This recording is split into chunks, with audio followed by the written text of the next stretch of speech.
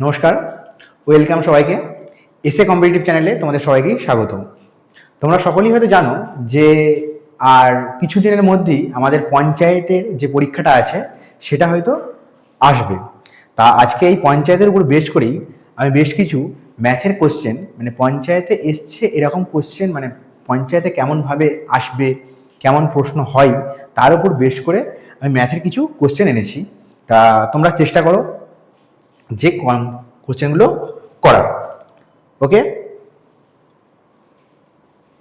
দেখো আমাদের first question. আমি বেশি কথা না বলে ডাইরেক্ট কোশ্চেনে চলে যাচ্ছি, কেননা আর দেরি সময় নষ্ট করব না। ফার্স্ট কোশ্চেন কি আছে যে একটি সংখ্যার 20% 50 হলে সংখ্যাটি কত? তা একদম ইজি কোশ্চেন, দেখবো আর ফ্র্যাকশন অফ সেকেন্ডের মধ্যে অ্যান্সার করার চেষ্টা করবো।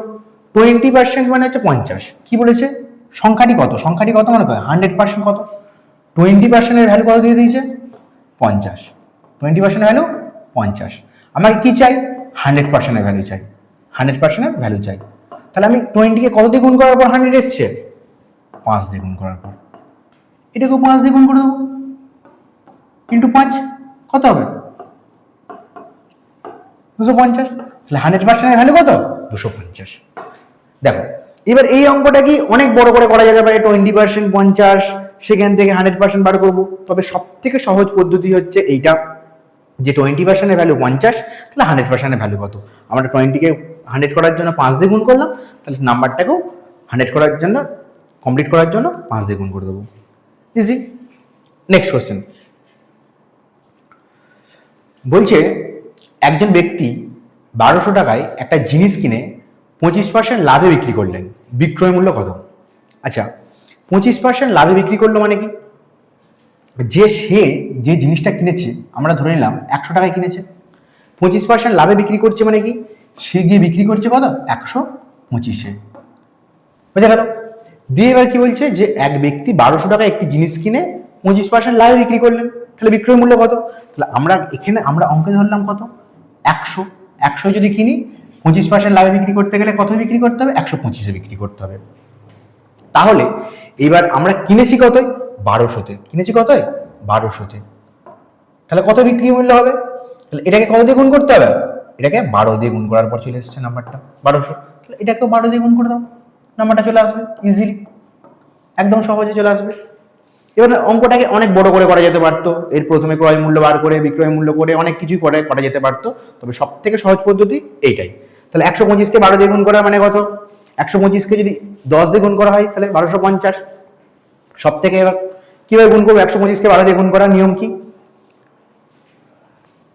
কিরকম নিয়ম আমরা শিখেছিলাম? কিরকম ভাবে 125-কে আমরা কি লিখতে পারি? যে 12 ইন্টু 125 মানে কত? 1000/8। 1000/8, এটা সহজ পদ্ধতি। 4 দিয়ে কাটো, 4 3 12, 4 2 8, 2 500, তার মানে কত হলো? 1500। 1500 হয়ে গেল অ্যান্সার। কোন অপশন আছে? Option C.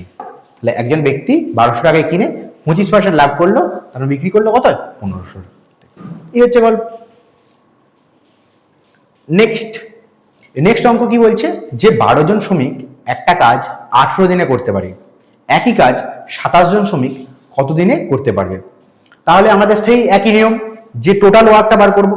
তাহলে 12 জন শ্রমিক, ভালো করে অঙ্কটা বোঝো, যারা নতুন আছো তারা একটু ভালো করে বোঝো, যে 12 জন শ্রমিক একটা কাজ 18 দিনে শেষ করতে পারে।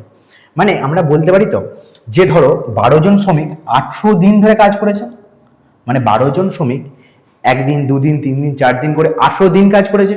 তার মানে টোটাল কাজ কত হলো? 12 ইন্টু 18। টোটাল কাজ কত? 12 ইন্টু 18। এবার বলছে একই কাজ 27 জন শ্রমিক করতে কত সময় লাগবে? এবার 27 জন শ্রমিক 27 দিনে, যদি এটা হচ্ছে টোটাল কাজ, এটা হচ্ছে কি টোটাল ওয়ার্ক। এই টোটাল ওয়ার্কটা যদি 27 দিয়ে ভাগ করে দিই, তাহলে পেয়ে যাবো আমরা কত দিনের মধ্যে করতে পারছি? 27 দিনে করতে পারছি। এক লাইনে অঙ্ক শেষ হয়ে যাবে।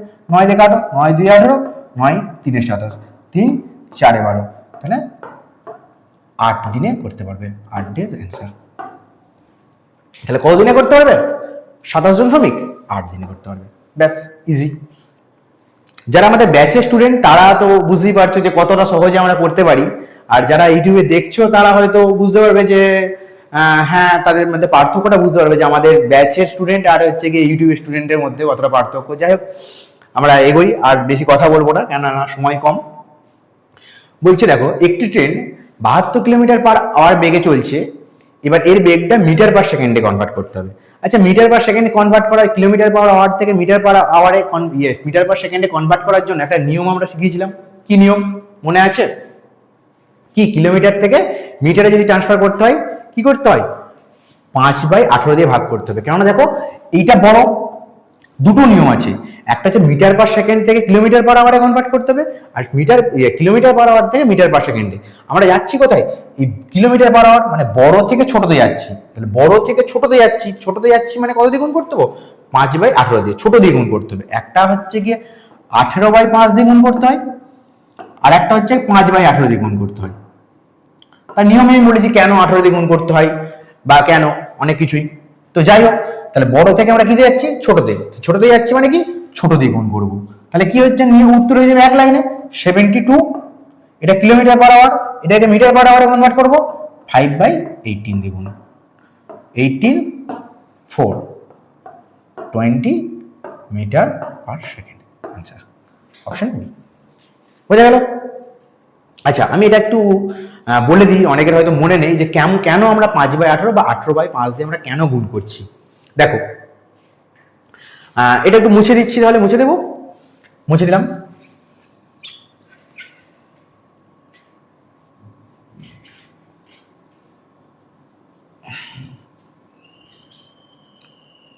দেখো কি বলেছে, যে 72 কিলোমিটার/আওয়ার।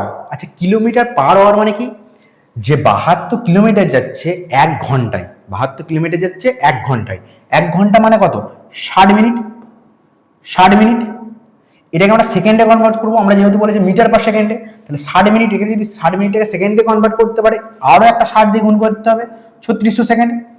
তাহলে এত সেকেন্ডে, এই সেকেন্ডে যাচ্ছে কত কিলোমিটার? 72 কিলোমিটার। 72 কিলোমিটারটাকে মিটারে কনভার্ট করি, 72 কিলোমিটারটাকে মিটার দিয়ে কনভার্ট, 72,000 মিটার।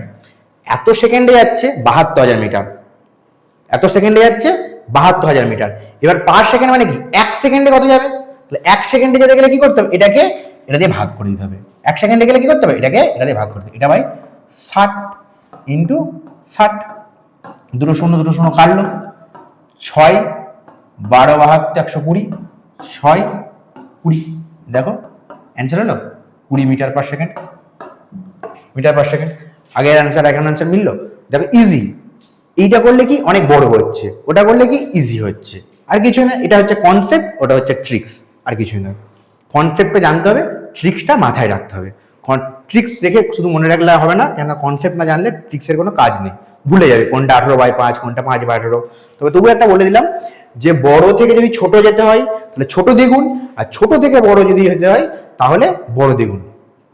দেখি, ধরো এটাকে আমাকে যদি ঘুরিয়ে দিতে, যে 20 metre per second, 20 metre per সেকেন্ডকে কিলোমিটার পার আওয়ারে কনভার্ট করো, কিলোমিটার পার আওয়ারে কনভার্ট করো, তাহলে কি করতে হবে? সেই এক, ছোট থেকে বড় যাচ্ছি, তার মানে বড় দ্বিগুণ। বড় মানে কত? 18/5 দ্বিগুণ। তাহলে দেখো, তাহলে 20 ইন্টু 18/5, গল্প শেষ। 5 4 20, 4 18 72। দেখো 72 কিলোমিটার পার আওয়ার চলে এলো। সেই একই ব্যাপার হয়ে গেল জিনিসটা। বেশ, নেক্সট চলে যাচ্ছি। একটি বৃত্তের ব্যাস হচ্ছে গিয়ে 14 সেন্টিমিটার, তাহলে ক্ষেত্রফল কত?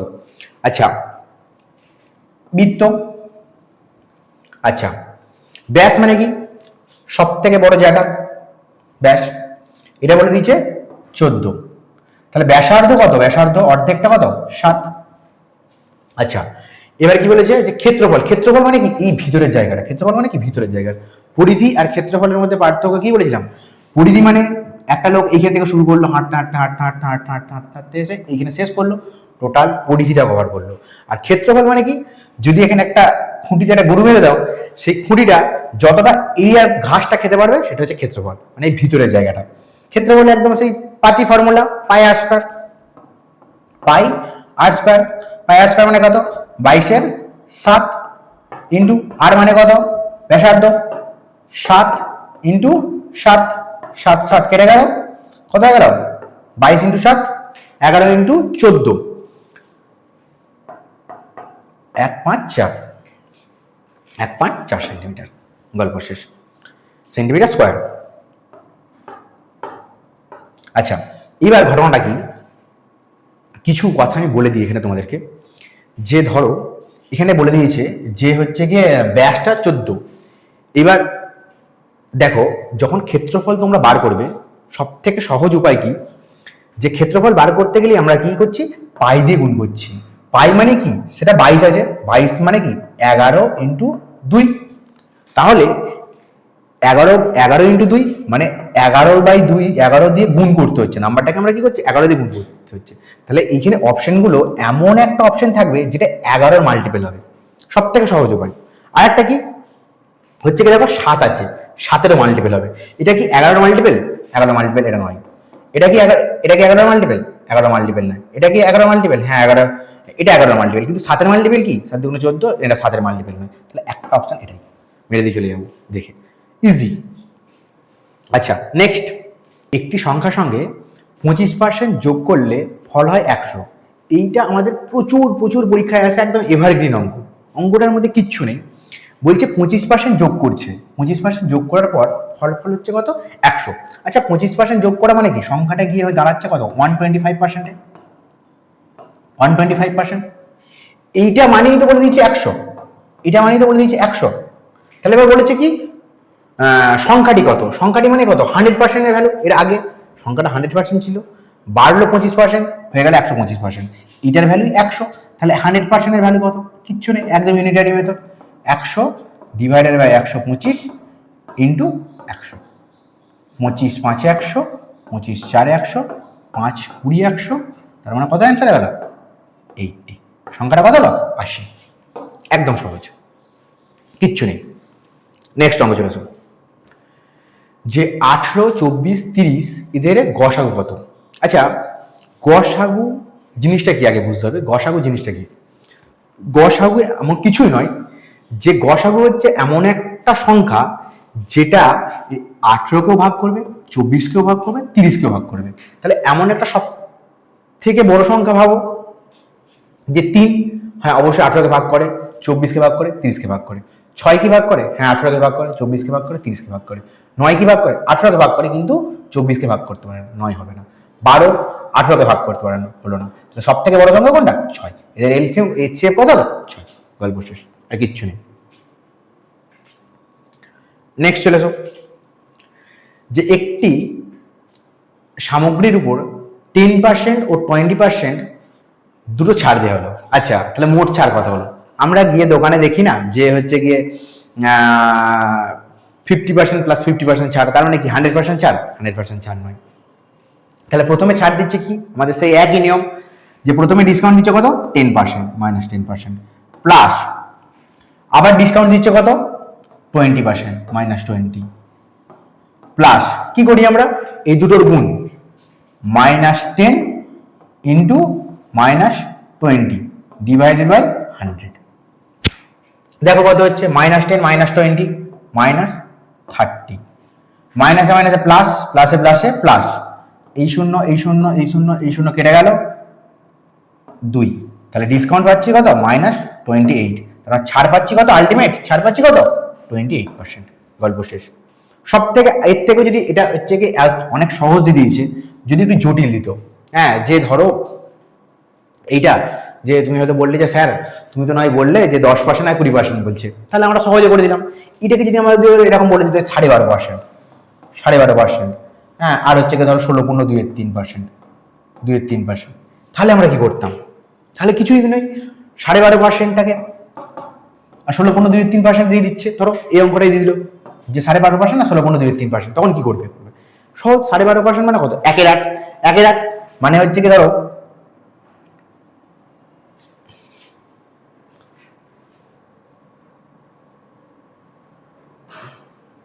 সরি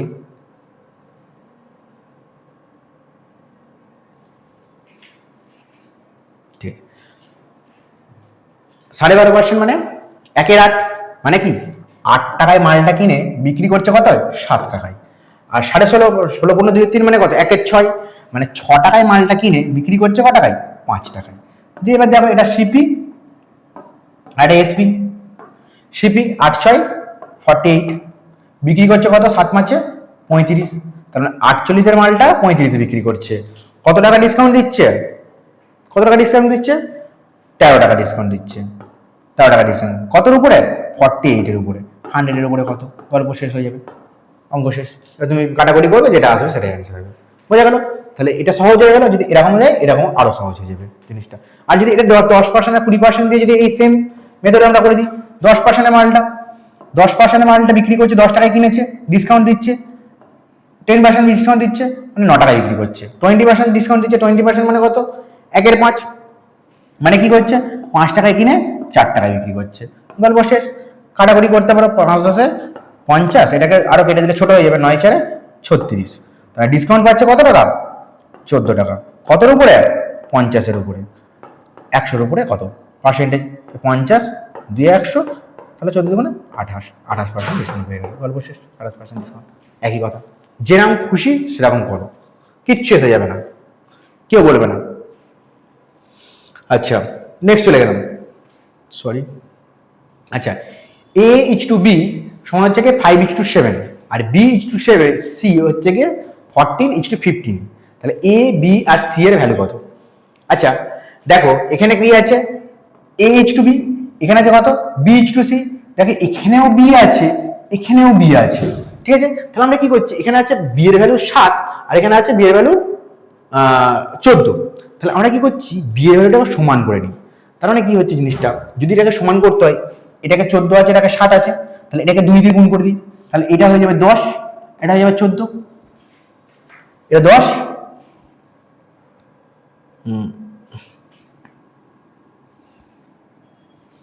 আর এটা হয়ে গেল 14। এবার দেখো, তাহলে দেখো এ হয়ে গেল 10, বি হয়ে গেল 14, দু জায়গায় 14 আছে, আর সি হয়ে গেছে 15। তাহলে 10 14 15 দেখবে আর অ্যান্সার করবে। 10 14 আর 15 একটাই অ্যান্সার, কিচ্ছু করার দরকার নেই। অনেকে অনেক রকম খাটায়, H2 এরকম ভাবে অঙ্ক করবে, এ বি সি দিয়ে হচ্ছে H2 B সমান হচ্ছে গিয়ে ধরো 5:7, তারপর B/C হচ্ছে গিয়ে 14:15 করবে, দিয়ে হচ্ছে গিয়ে এখানে 14 লিখবে, এখানে 7 লিখবে। অত কাণ্ড করার দরকার নেই, অত কাণ্ড করা। আবার অনেকে দ নিয়ম করে, এরকম করে, এরকম, এই দ নিয়ম, হ্যাঁ, যে এটাকে এটা দেখুন করবো, এটাকে এটা দেখুন করবো, যে যেরকম ভাবে শিখেছো। তবে আমার মনে হয়েছে সব থেকে সহজ পদ্ধতি হচ্ছে এটা, যেটা বি আছে কমন আছে সেটাকে সমান করে দাও। বিটাকে কমন আছে, এখানে 14 আছে, এখানে 7 আছে, তাহলে 2 দিয়ে গুণ করে দিলে কমন হয়ে গেল। তাহলে এটা 10 14 হয়ে গেল, তাহলে দুটোই কমন। তাহলে 10 14 15, গল্প শেষ, কিচ্ছু নেই। নেক্সট চলে যাও। একটি আয়তক্ষেত্রের দৈর্ঘ্য 15 সেন্টিমিটার 15 মিটার, এর প্রস্থ হচ্ছে কি 10 মিটার। পরিসীমা কত? পরিসীমা আর ক্ষেত্রফল কিছুই নয়, আয়তক্ষেত্র। এখানেও পরিসীমা মানে কি বলেছিলাম? যে ধরি একটা লোক এখান থেকে শুরু করে, এখান থেকে হাঁটতে হাঁটতে এখানে গেল, এখানে গেল, এখানে গেল, এখানে গেল, টোটালটা ফিরে এলো, যে টোটাল যে ডিস্টেন্সটা কভার করলো সেটাকে বলছে কি পরিসীমা। আর ভিতরে যে জায়গাটা সেটাকে বলে ক্ষেত্রফল। তাহলে পরিসীমা মানে কি? যে এইখান থেকে গেল, টোটাল দৈর্ঘ্যটা জিজ্ঞাসা করবো 15, এদিকেও তো 15, এখানে যদি দৈর্ঘ্যটা 15 হয়, এটাও 15 হবে। এটা প্রস্থটা যদি 8 হয়, এটাও 8 হয়ে যাবে। তাহলে দেখো 15 15 30, আর 8 আর একটা 16, 47 হয়ে গেল। ব্যাস, গল্প শেষ। 46, সরি, 15 15 30 আর 8 আর একটা 16, 46, 46 হয়ে গেল। একটা ফর্মুলা আছে, 2 ইন্টু দৈর্ঘ্য প্লাস প্রস্থ, 2 ইন্টু লেন্থ প্লাস ব্রেথ। তাহলে 2 ইন্টু লেন্থ কত? 15, ব্রেথ কত? 8, তাহলে কত হচ্ছে? 15 8 23, তাহলে 2 ইন্টু 23, 2 ইন্টু 23 মানে কত? 46, অ্যান্সার হয়ে গেল, গল্প শেষ।